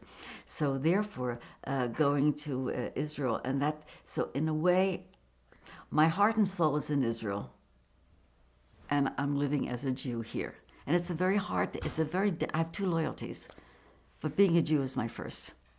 but I feel more at home in Israel because I'm a majority. This is my people. And here, and I love being here, and I love living in this. But if I had my druthers, I would be living in Israel because that's where my soul is. And it's hard to even explain, But this is something that's been a part of my whole life. Does that answer your questions? We're running out of time. We keep doing this. But there's a couple questions I have. One, I just have to ask: did you talk to Begin during the whole peace talks and things? What happened with Begin was I got a call when he was in Camp David. Allah called me from Camp David, and I said. So we had this long conversation, and she said, I hate to say, almost like being a prisoner there. We just have to come with an agreement. I don't know how much we want there. I don't want too much of this politically, and I'd rather not say about that. But I'm talking to you without cameras, and she says, she couldn't stand Carter. They couldn't. He was more for Sadat. They had that relationship, and he was literally almost forced into signing the agreement. But Begin said he was always for the country first. It had to be the country first. He was happy. What? He was happy. Oh yeah, he signed it. That's right. He didn't like the terms. He didn't want the Sinai, and Sadat didn't want the Sinai, but we were stuck with the Sinai. We didn't need it. That was something. Don't give us the Sinai. Give us Greater Israel, which is ours, but don't give us the Sinai. And that's I think that's the question. And then for 1 year afterwards, the FBI would contact us. They would call. First, this is crazy. They would leave. They would hang up for some reason. So we know that it was after us for 1 year, after that, which is crazy. That's crazy. I mean, it's crazy. You had a crazy life. It goes on with China and everything. This is just the beginning, but I don't want to take up all of your time. Let me ask you a question. We should. How much more time do we have on this roll? Okay, great. So how about if we wrap up for the next 5 or 10 minutes? Yeah. Why don't? Let's talk about whatever else you wanted to talk about. Let's talk about China a little bit. Yeah. And let's talk about what other things. We got 5 or 10 minutes before we got your sister on the hot seat. Okay, because But both of you guys have a book inside of you. Yeah, it's just wonderful. But you know what happened? It really was interesting. I'm losing my time and my days because I lived every segment of my life to its fullest, and it was in compartments. Everything. All right. So tell you about. Okay. So anyway. With Israel, with it. Okay. So what happened was that after I did the Jerusalem Economic Conference. In the meantime, Jim would come back and forth and so forth. So it was and I had one daughter who was in L.A. She was an actress and so forth. So we always had the families together, and the one country that totally fascinated me was Taiwan. And they had the heads, and I said, I'm going to learn Chinese, and I want to go into business. I want to go into international trade, because I was very involved with the business community with the Jerusalem conference. I knew them all, and I said, I'm now the delegation from Taiwan. What do I know the difference between Taiwan and China? To me, it's Chinese. So therefore, I understood how to do business with the Chinese. So when I came back, I said, Jim, I want to start a company. I sold my business, Leisure Planners, and I said I'd like to go into international because Israel's got the brains, China's got the people, and I know how to put them together. So that's when I started our company, which is Trading Wise. This goes on for many, many years. But it was always one part of my life went into the other. And it's just that one part prepared me for the next part of my life, if that makes any sense. And that's when we started. In the meantime, Jim sold his radio stations, and he went to After selling his radio set, he went into advertising.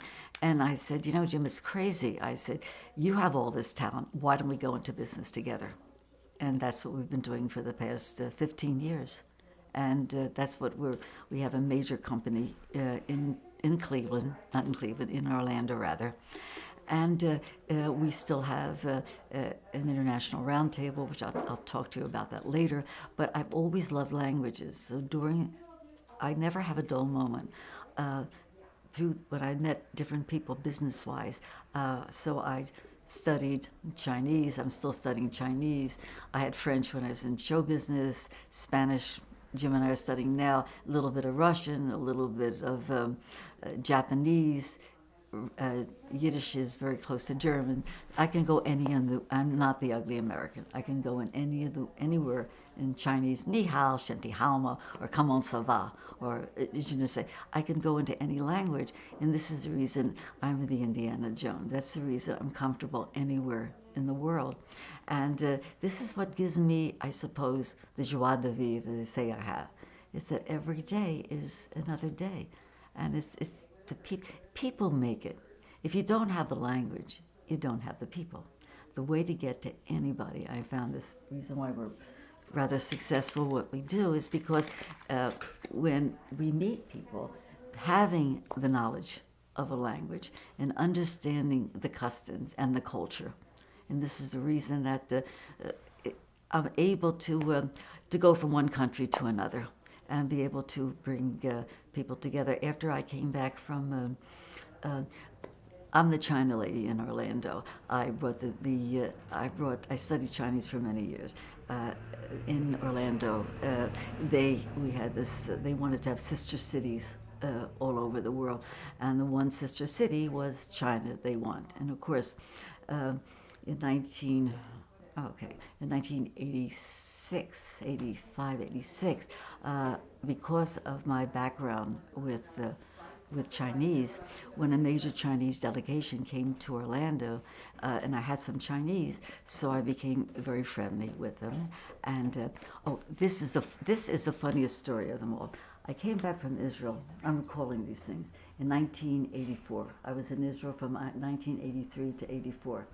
I came back to Orlando, and I got a call from the USAA in Washington, because my company, Leisure Planners, we had 52 languages. We had it, but they had any language. And they said, Rachel, we know you sold the company, but do you have Chinese? I said, sure. So they said we had the most important Chinese delegation coming to Orlando.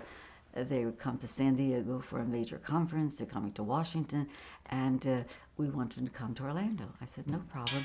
They said, would you take care of them? So Jim and I handled them for 3 days. It was very, very successful. They had the mayor of Shanghai, Duan, who did the Long March with Mao Zedong, the head of the Red Flag newspaper. So I had all these friends. I didn't know where we were going with it. And then the government sent 2 bodyguards. This was the first delegation that came to the States. And then the mayor of Shanghai said to the interpreter, you tell Mrs. Shipley she comes tomorrow to teach us tourism. I started to laugh. I said, look, I just came back from Israel. I left my husband for 1 year. If I leave in 1 more day, he is going to divorce me. But send me a ticket in June. Put me in the best language institute in Beijing, and you own me. So Jim laughed. He said, they don't give ice in the wintertime. You will never, ever get a ticket. I said, me economy class. In June, I got a ticket. You were enrolled in the Beijing Language Institute in Beijing, and this is where you're studying, and pretty much we own you. And that's another, so I lived pretty much in a compound, no heat in the wintertime in Beijing. I was the only senior citizen there. They're all kids from all over the world. So that was another segment of Chinese, you know. And then when I came back, I decided to go into international trade. So that pretty much leads into, I know you're looking at me as I'm totally crazy. I can't believe your life. But, so, it's just, and I don't know. Did you stay connected with all these leaders when Of course. you were in China? Yeah, of course. So you probably had access to Yeah, it. well, it goes with, yeah, 2 more minutes, I'll tell you. Oh. I mean, it's 2 more minutes because it's such a potpourri of so many things, and that's the reason I'm not articulate on the dates. There are too many things happening. But the interesting thing happened. since I was the China lady in Orlando, when anyone from China would start coming in, they'd always call me. And when the mayor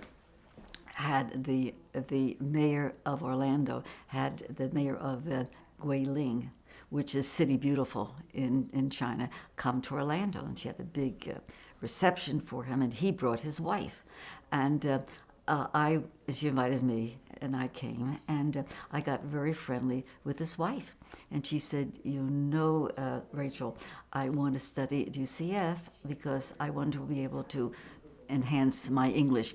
So we became very, very close. So she helped me with my Chinese. I helped her with her English, and then Jim and I sponsored her, and then the following couple years later, she said, I want to bring my daughter, and Jim and I sponsored. We do everything as a team, and sponsored the daughter, and we became very, very close.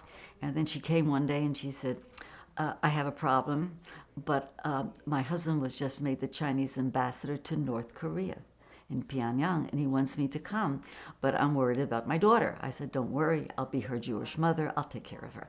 So anyway, she was there for 3 years, no communication at all.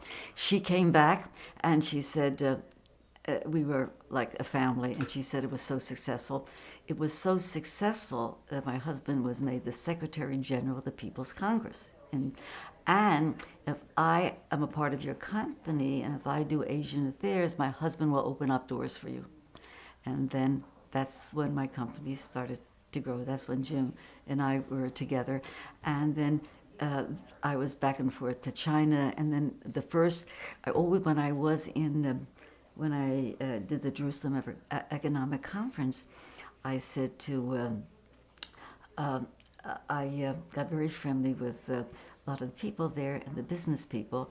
And by that time, I'd been back to Israel 50 times, back and forth. So it was almost like half of my home was there. And I got a call from ECI, which is the largest telecommunication company in Israel, and said, we know that China started with China Telecom, a major telecommunication in Beijing. Do you think your wife's husband, who's the Secretary General in the Great Hall, do you think that he can open the door? So I told Chinhua. She said, no problem. May Wenti, it's no problem. I said, what do you mean? She said, it's a school chum of my husband. My husband went to school with him. So that was my first major client that I had. So I was able to bring the delegation, and he did it, from Israel to China. And that was my first contract, 3 years on a retainer for 3 years with that. So the story of my life, it keeps going and going.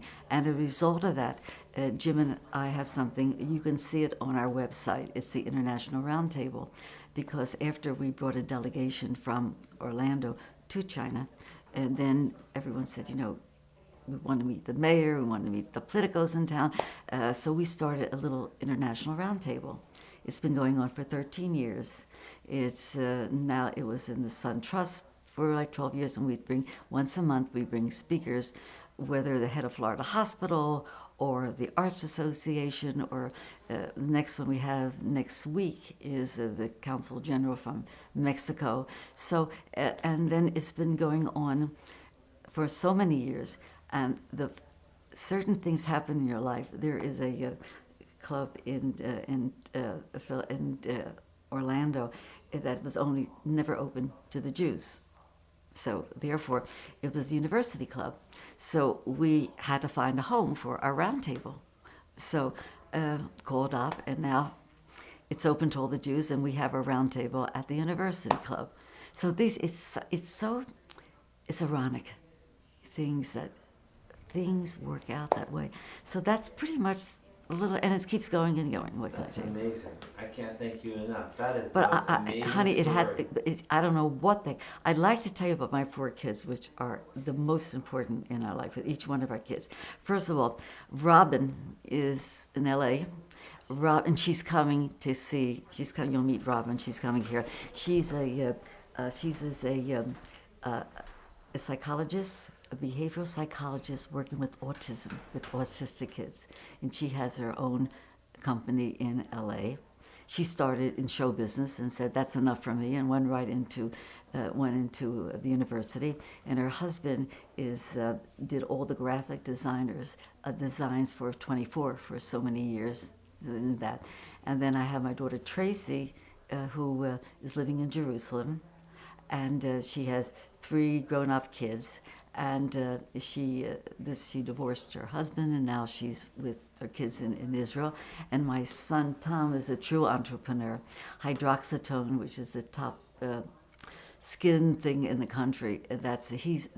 He was in the Israeli army, and then he's always been the entrepreneur in the family, and he went into different businesses, and now that's his company in New Jersey. And my son Adam is another one. He is in New Orleans, and he was there for 10 years. Tipitina's he was the manager of Tipitina's with all the acts, and then he went to a Preservation Hall. He left Tipitina's, and now he's managing the top team in the Soul Brothers. And he now just came back from on team. So each one of our kids are like this. But the best thing about it, which I love, is they talk to each other once a week, each one, whether Tracy's in Israel. And and Tracy remarried again, and she had her 50th birthday.